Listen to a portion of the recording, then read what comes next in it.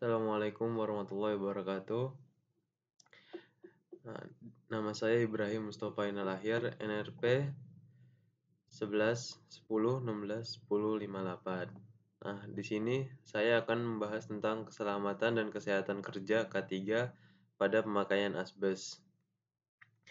Nah, yang pertama adalah K3 adalah dalam ilmu pengetahuan dan penerapannya, K3 adalah usaha mencegah kemungkinan terjadinya kecelakaan kerja, penyakit akibat kerja, kebakaran, peledakan, dan pencemaran lingkungan. Nah, di sini K3 bertujuan untuk menciptakan kondisi lingkungan kerja yang aman, sehat, dan bebas dari pencemaran lingkungan dengan memelihara kesehatan dan keselamatan. Keamanan dan keselamatan tenaga kerja di dalam perusahaan untuk dapat mencegah atau mengurangi terjadinya kecelakaan dan penyakit akibat kerja, dan pada akhirnya dapat meningkatkan sistem efisiensi dan produktivitas kerja. Nah, apa itu asbes? Asbes merupakan mineral fibrosa yang secara luas banyak dipakai bukan hanya di negara berkembang, melainkan juga di negara yang sudah maju, seperti di Amerika. Di Amerika, asbes dipakai sebagai bahan penyekat. Nah, asbes merupakan campuran silikat anorganik yang memiliki serat yang kuat dan berstruktur kristal. Serat tersebut bersifat tahan lama dan sangat tahan lama. Nah, di sini kita bisa lihat tempat-tempat yang banyak menggunakan asbes. Nah, rata-rata Indonesia itu masih banyak industri maupun non-industri masih banyak menggunakan asbes. Nah, di sini contohnya adalah industri semen asbes merupakan konsumen utama serat asbes yang digunakan untuk memproduksi atap, dinding lapisan luar, dinding lapisan dalam, dan atap bagian dalam, seperti corong asap, pipa got, pipa air, dan sumur. Nah, pengaruh asbes terhadap kesehatan. Semua jenis asbes dapat mengganggu kesehatan. Ketika terhirup, serat asbes merupakan risiko kesehatan serius dan yang dapat menyebabkan timbulnya penyakit. Nah, penyakit yang disebabkan oleh asbes yang pertama adalah asbestosis. Asbestosis adalah luka pada paru-paru hingga kesulitan bernafas dan dapat mengakibatkan kematian.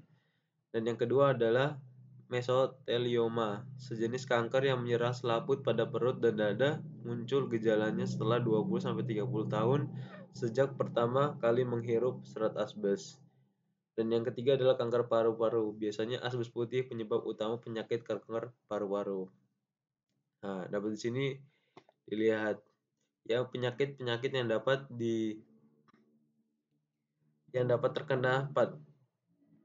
terkena tubuh akibat paparan asbes. Nah, di sini dapat menyebabkan paru-paru perut yang rusak. Nah, terus kanker yang esofagus, kanker dapat berkembang dari serat asbes yang tertelan. Nah, data kasus akibat penyakit yang disebabkan asbes. Menurut WHO, Indonesia memiliki peringkat ke-12 dari 164 negara yang masih mengkonsumsi asbes. Sejak tahun 1990 sampai tahun 2016, data perkiraan kematian terus meningkat. Sebanyak 360 jumlah kematian pada tahun 1990 hingga 984 kematian di tahun 2016. Laporan tersebut juga memperkirakan bahwa seharusnya sudah ada penderita mesotelioma di Indonesia yaitu sebanyak 181 orang pada tahun 1990 dan meningkat menjadi 440 pada tahun 2016. Nah, pencegahan edisi Permenaker nomor per 03 men tahun tahun 1985 untuk BOS, di mana BOS ini berkewajiban untuk menyediakan APD, alat pelindung diri bagi tenaga kerja. Nah, yang kedua itu memberikan penerangan kepada tenaga kerja mengenai bahaya yang mungkin terjadi akibat asbes, cara kerja yang aman, dan pemakaian APD yang benar. Nah, yang ketiga adalah wajib melakukan pengendalian terhadap debu asbes yang terkandung di udara di lingkungan kerja setiap 3 bulan atau pada frekuensi tertentu.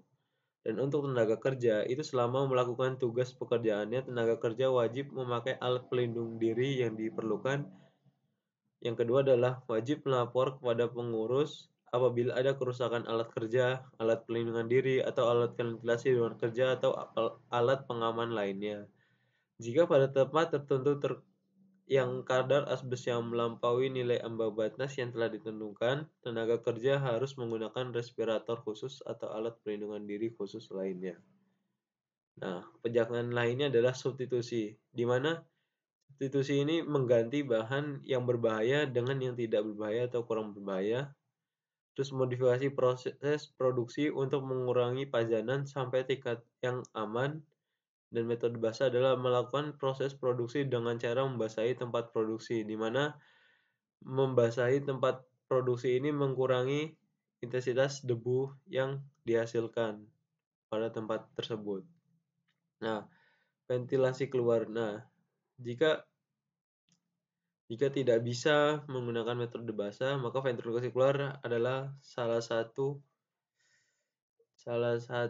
opsi di mana untuk mengurangi debu yang ada di dalam ruangan. Nah, mengisolasi ruang produksi. Nah, bila bahan yang berbahaya tidak dapat dihilangkan, pajanan terhadap pekerja dapat dihindari dengan mengisolasi proses produksi sehingga debu-debu tidak akan keluar sembarangan. Nah, yang terakhir adalah alat pelindungan diri APD. Alat pelindungan diri di sini bukan hanya sekedar masker, namun yang terbaik adalah respirator, di mana ini merupakan masker yang dijamin tidak tertembus oleh debu asbes. Nah, jadi untuk mencegah agar kita tidak terhindar akibat penyakit dari asbes ini adalah yaitu pertama, patuhi peraturan yang telah dibuat oleh pemilik perusahaan. Nah, dan kedua adalah kita harus selalu berdoa kepada Tuhan agar kita dapat bekerja dengan lancar, sehat, dan aman. Sekian dari saya. Assalamualaikum warahmatullahi wabarakatuh.